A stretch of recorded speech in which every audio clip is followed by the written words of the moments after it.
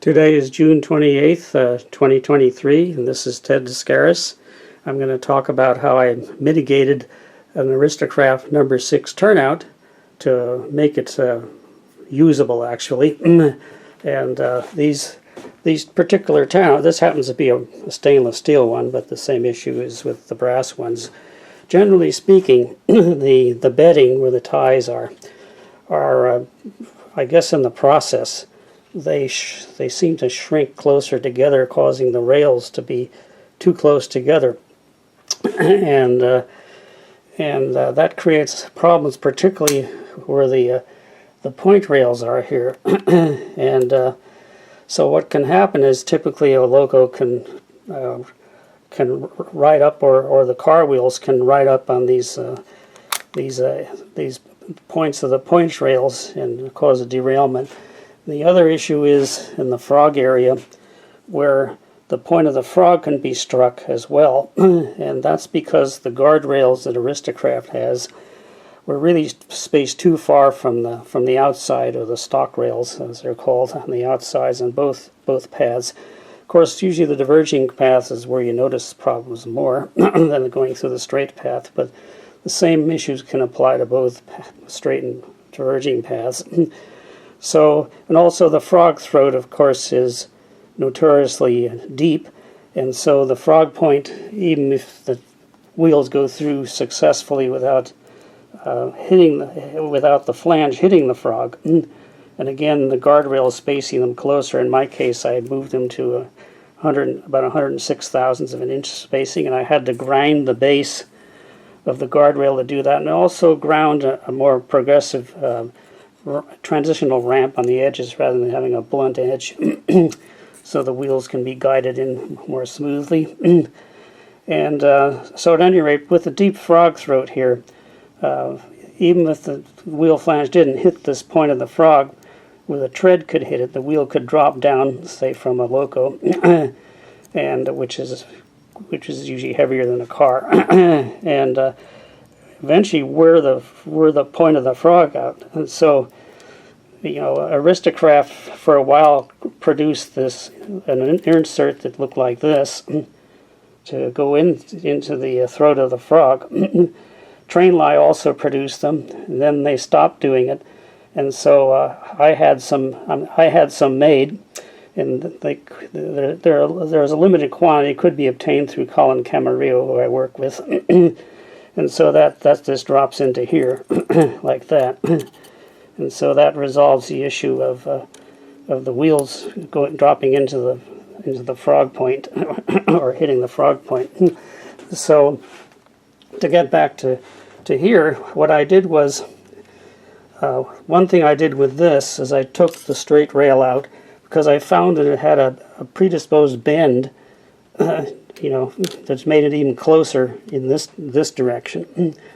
So I straightened it out with using an Aristo-Craft rail bender, and so I got it reasonably straight. And the other issue, to widen the space, particularly between here and here, so that the wheels wouldn't bind and ride up on the point, I took, you can see where, in this case, I marked these with little pieces of blue tape. I took a razor knife and sliced the little tabs off of here, about 30 thousandths along here. Or I'm sorry, on this side here. I sliced them on the outboard side, I should have said, about 30 thousandths all along here. That allowed me to push the rail further out, and in some cases, I had to use like a little saw blade here to give me a little more space. This is a sample piece of a tie.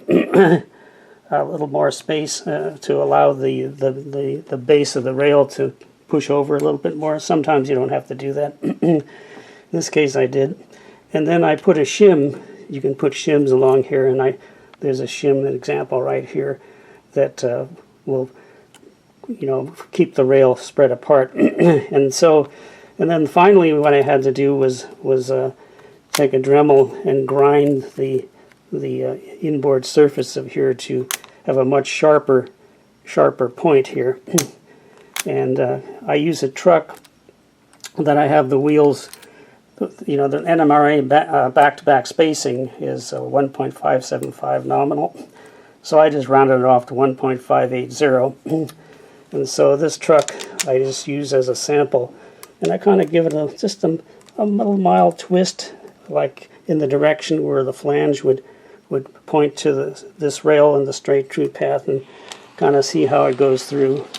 And I also see that it doesn't hit the point rail here with the proper spacing of the guardrail here. So that's how I test it. And then the same for the diverging path. I just get a little counterclockwise twist and see how it goes through. And again, it goes through smoothly. And the wheel doesn't hit the frog point. So the other thing I want to point out is with this last section on the end here, it can either angle down or angle up. Usually it angles down. And when it angles down, the head of the rail can be higher than where the rail is on the frog. And so when a wheel goes over, it would just kind of bump upward.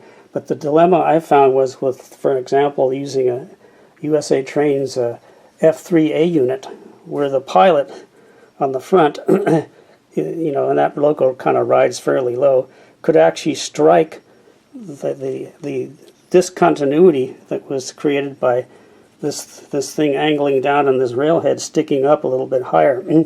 So to resolve that, I cut these plastic things here like little triangles, and put one in the top, nestled between the webbing of the rails, and made a little block to put underneath it, and put a 250 threaded for a 256 screw and fasten them together, and so that anchors the thing from going up and down. And because I use track power, I augmented the existing factory jumpers, where they jumper the two, you know, the straight path rail to the diverging path here, and likewise for the opposite rail from here to here with these shiny jumpers. But I used additional jumpers just to augment it for higher currents. I used motor wire that's enamelized, and then I scraped the enamel off the ends, where I kind of made a little curls for the screws to go in, and I had to use a little bit longer screws. These are M2 screws. So that's what I did, and so that mitigated this thing, and it works fairly well. One last thing I want to point out I had to do was, because the rail now was moved over, not very much, but just enough where I had to allow for the little turnout motor or switch thing here to push this point rail far enough to reach the stock rail here. And what I had to do to fix that was to, you can see the bottom here, was I took this plastic part out that goes in here. You can see there's a gap here, right there, and I close that gap up by taking this three-pronged or this two-pronged part out. It just screws on right there, these two screws. Take it out, and I ground the edge so that I could close up these gaps. And here's the one that's been done on the turnout, and that allowed the device to be pushed more toward this, in this case, the straight rail. And so that gave me enough excursion so that the points could be switched and touch both the straight through rail and the diverging, or the rail that would become the diverging rail.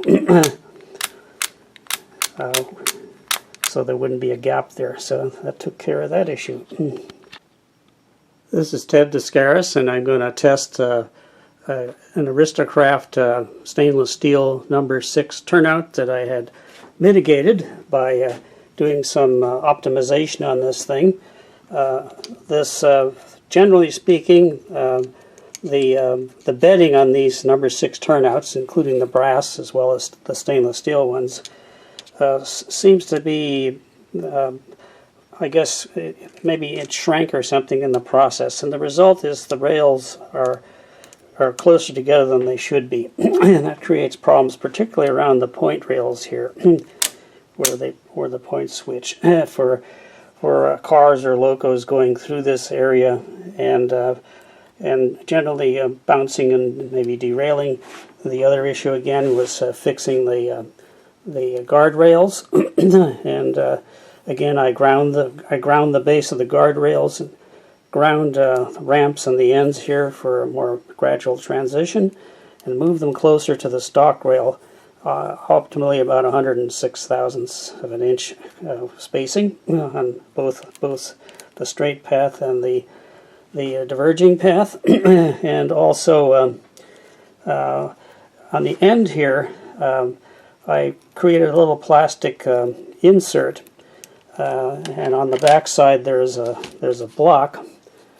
You can see this block right here, and that keeps this little section here from either sagging down or sticking up. Most of the time it would sag down, and the result is the rail heads would misalign here, where they should be flat when the tread of the wheels goes across it.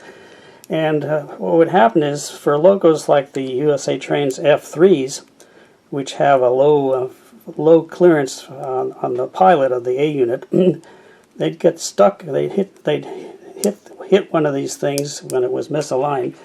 So by making a plastic triangular shaped part here and drilling a hole and screwing it into the block, the corresponding block on the other side, that anchors everything. And of course I also inserted insulators in here, little plastic insulators that are hard to see, so that if there's any expansion or contraction, the rails won't bump into the frog. This is since I use track power, this is a frog that switches. If in the straight path, it would switch to connect the straight rail through the frog, and if it's in the diverging path, it would connect the curved rail to the frog.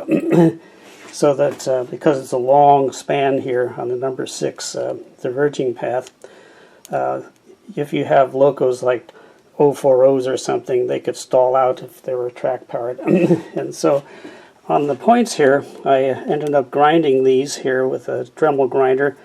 Being the stainless steel, a file would take you forever to try to do that on both sides here. So what I'll demonstrate here is using the worst case 3-axle motor block, because of the long wheelbase. This happens to be a Bachmann replacement motor block for an Aristo-Craft 3-axle loco, such as in the Dash 9, the E8, E9, and the SD45. So what I've done was I've jumpered the power pickup on the wheels on the outside rails here to the motor forks on the inboard side, and I've connected power leads from a power supply here. It's an HP power supply that's capable of 9 volts. And so the worst case is if I kind of bias this thing, say clockwise, going through the straight path, or I'm sorry, through the curved path here, and so I kind of bias it, and so that the wheel, the flange of the wheel would be most likely, if it's going to have a problem, to right up on this little section here. And so we'll see what happens when I power it. And it went through quite well since I mitigated this. So it went quite well through the curved path here. So I'll push it back here and switch to the straight path, and now bias this thing counterclockwise now, so that the flange is more inclined, if it's going to have a problem, to strike something here on the point of the rail. And so we'll see what happens.